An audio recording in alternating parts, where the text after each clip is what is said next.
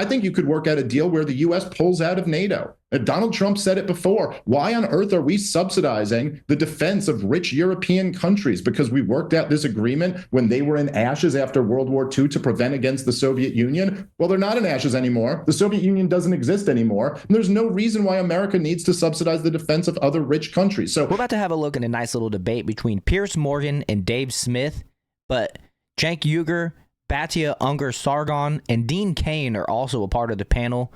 So, you know, when Superman is involved, it's going to be a good one, right? And Dave Smith and Piers Morgan are basically debating, how is this war in Ukraine going to end? What is it going to look like?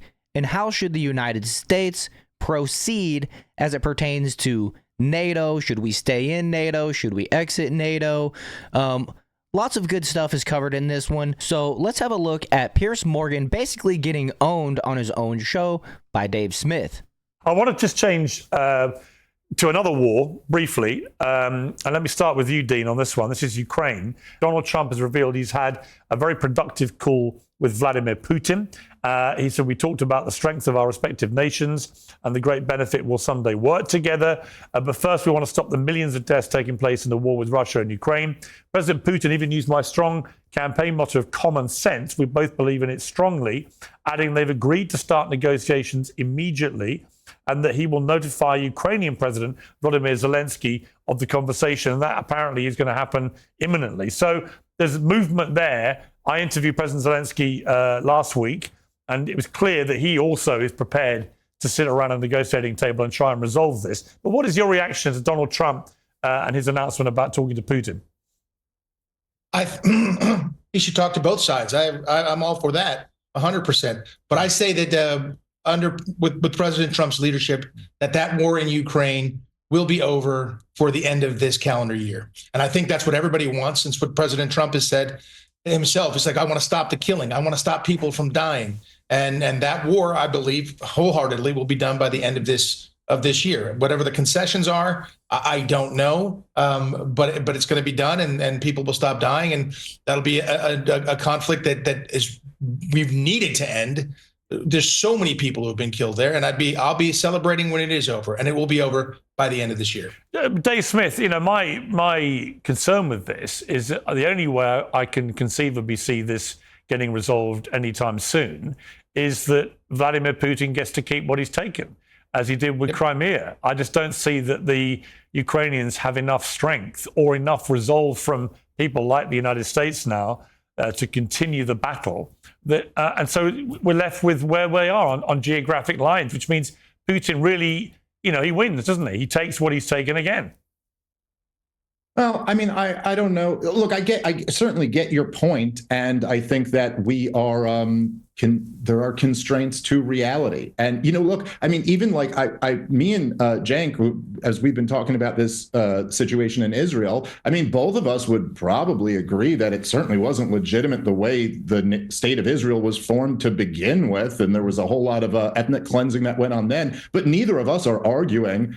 We're saying the Palestinians should have their land in Gaza and the West Bank. Neither of us are saying, like, you got to, you know what I mean? Like, because at a certain point in time, you just have to deal with the reality of the situation. Right. Where people living that is what, you know, there is no practical way to force Vladimir Putin out of the areas that he's taken, short of the U.S. military rolling in and having a direct confrontation with Russia. And I just don't think that any of us are willing to do that so that the Donbass region is ruled by Kiev rather than Moscow. That's just not, I'm sorry, that's not worth the cost of a total war between America and Russia. I hope Dean is right. I think this is an incredible improvement from the previous administration and their rhetoric and their strategy there. And I give a lot of credit to Pete Hegseth, who also, you know, just recently said some great things on this issue, that NATO won't be involved. Look, I know that me and you don't agree on this, Piers, but I'm with Scott Horton and John Mearsheimer on this. I think that U.S.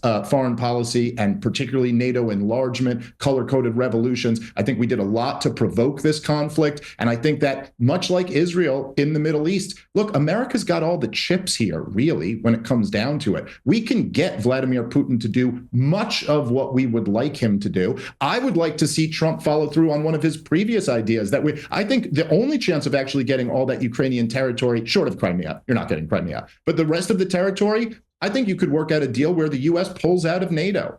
Donald Trump said it before. Why on earth are we subsidizing the defense of rich European countries? Because we worked out this agreement when they were in ashes after World War II to prevent against the Soviet Union. Well, they're not in ashes anymore. The Soviet Union doesn't exist anymore. And there's no reason why America needs to subsidize the defense of other rich countries. So, look, I think this is a huge improvement.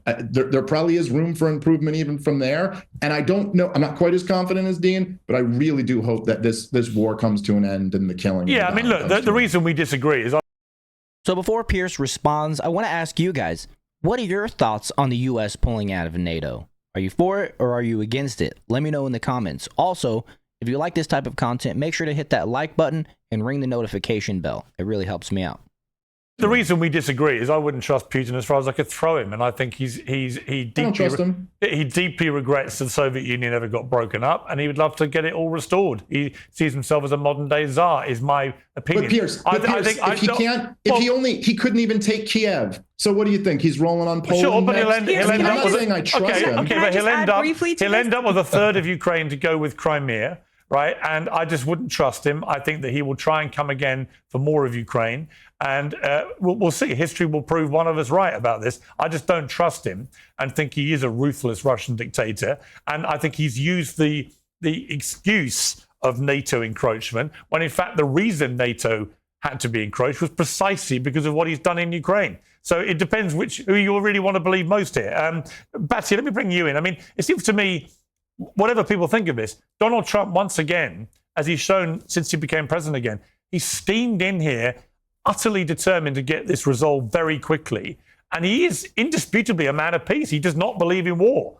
He thinks war is bad business. It's bad for dead bodies and bad for money that gets wasted. I mean, it's an unusual thing with an American president. You know, sitting here in London right now, I'm like, this is good to have an American president who doesn't like war. Hallelujah.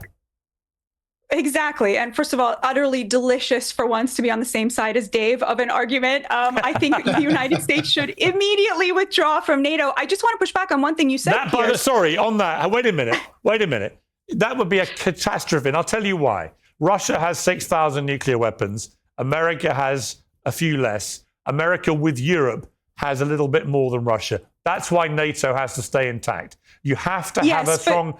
But where Trump was right. But where Trump was right is that all the member countries have to pay their way. It was completely scandalous. They weren't even paying their minimum dues. And guess what? Most of them now are, right? And the ones who aren't will soon be bounced out if they're not careful. So first of Trump all, was right. I don't think he wants to dismantle NATO because he understands that NATO collectively actually is more powerful than Russia. If you dismantle it, neither America nor Europe as an entity or America would have the same firepower nuclear as Russia.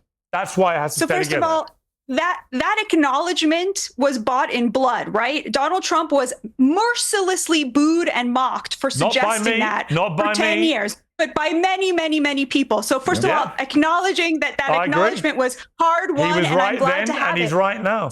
Second of all, what I would say is, when the war in Ukraine started, the Donbas region was not part of Ukraine. It was an independent republic of Donetsk and Luhansk. There was a civil war undergoing at that exact time. And in fact, the residents of Donetsk and the residents of Luhansk were blaming Putin for abandoning them and not invading and coming to protect them from the neo-Nazi, as they called it, Ukrainian regime. But that's not true. So only 10%. Hang on, that's not true. At the start of the war, there was a civil war in the Donbas region. Only 10% of those polled in that region wanted to be part of Russia. 10%. 90% did not. That was not true in 2014 and 2015 during the Maidan Revolution. That was true after Putin invaded. I agree with you then that the war itself was very unifying in Ukraine. But at the day that war started, there was a civil war going on there, and that area was an independent republic. 2 weeks into the war, Putin laid down 3 conditions for immediately withdrawing troops from Ukraine. Number 1, Ukraine will not be part of NATO. Number two, the area, the Donbass, that region that was under civil war would remain independent. Right? That was the second condition. And the third condition that he laid out was that Crimea would remain part of Russia. Guess what? The war is about to end along those three conditions. But the people like me and Dave who pointed this out when Putin laid that down were called Russian stooges. 1 million young men ago, 1 million young men were still alive when we were saying all Putin is asking for is a ratification of the status quo, and you won't give it to him. And now all these people are dead. That's not to say that the deaths are not at Putin's feet. They are. But I agree with Dave. I think we did not do anything to prevent this totally preventable war. Okay, I couldn't disagree more with that analysis, but I appreciate the way you conveyed it. Cenk, final word to you, briefly, if you don't mind. Yeah. So I'm going to be consistent here. We need to get to peace. And Biden and Boris Johnson, in this case, did great damage to the cause of peace. They pushed the Ukrainians further away from it when they could have had a pretty good peace offer way earlier. Now, unfortunately, they're going to get a bad peace offer. And so it doesn't seem like there's a great way to avoid letting the Russians keep some portions of Ukraine that they've already taken. I agree with Dave. It's too impractical to try to take it back. I would propose that that the deal is, yes, you get to keep that, Russia, but the rest of Ukraine gets to join NATO to be forever protected. Remember, we took away their nukes with the promise that we would protect them forever. Now, we've kind of failed on that promise, but at least protect the rest. And that would be a way to do that. I don't agree with getting out of NATO. I think that's a terrible idea. I agree with Piers. But I do agree with all of you guys that Trump did a very good job of getting them to pay their bills. In fact, I think they should pay more than us because we're mainly defending them. So don't ruin the alliance, but make it fair and just. Yeah. One of those rare times where I kind of agree with Cenk, right? Although I don't believe that any part of Ukraine should be allowed to join NATO. That's a self-fulfilling prophecy that Putin will continue to push forward if that part of Ukraine is allowed to join NATO, right? Putin has stated very clearly that he does not want Ukraine and all of his borders in Russia to be surrounded by NATO countries. And I want to address Piers Morgan's point to where he was saying if the United States leaves NATO, then Russia will have more nuclear weapons. Well, I would counter that by saying if the U.S. takes the funding that we spend on NATO and build more nuclear weapons with it, we would have more nuclear weapons. The United States would have more nuclear weapons than Russia. And we wouldn't need NATO for their nuclear weapons. And not only that, we'd probably have some money left over. It's fairly simple math to me, and I just don't understand why the U.S. needs NATO. If somebody wants to explain it to me in the comments, feel free. But of course, Piers Morgan is opposed to the United States leaving NATO because Piers has said multiple times before that he prefers and believes that the United States should spare zero expense in defeating Vladimir Putin in Ukraine when the United States isn't even supposed to be involved in this war. It's just a proxy war. I know some people on the Democrat side say that we, the United States, need to defeat Putin, but we're not technically even fighting Putin, or at least we're not supposed to be, right? And with that, I think I'll go ahead and wrap it up there. I hope you guys enjoyed this one. If you're an America First type individual, you're in the right place. So make sure you hit that like button, subscribe to the channel, share this video, ring the notification bell, and I'll see you guys in the next one.